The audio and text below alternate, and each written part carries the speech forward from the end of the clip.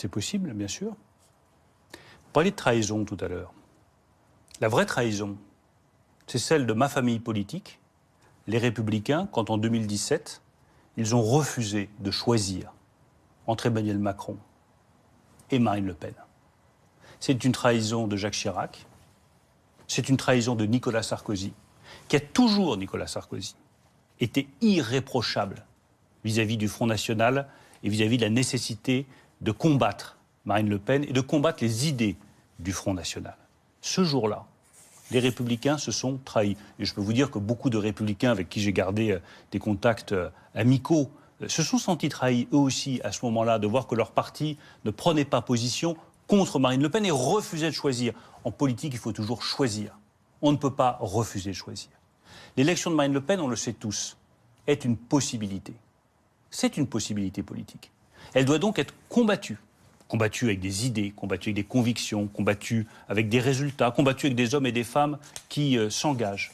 C'est aussi le sens de mon engagement aux côtés du président de la République et d'Emmanuel Macron.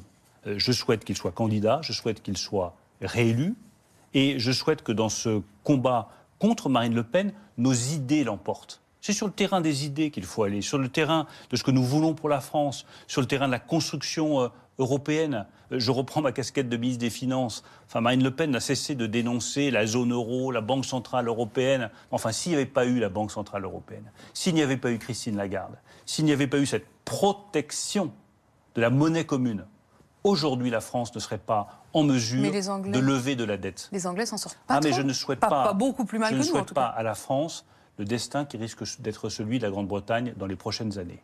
Et j'estime que la Banque Centrale Européenne nous a permis de protéger notre économie, me permet, moi, comme ministre des Finances, de lever de l'argent sur les marchés que je peux ensuite redistribuer aux restaurateurs, aux hôteliers, aux salles de sport, au monde de la culture et au monde du sport. Il faut que chacun prenne conscience que le meilleur bouclier contre la crise, c'est la Banque Centrale Européenne que dénonce Mme Le Pen.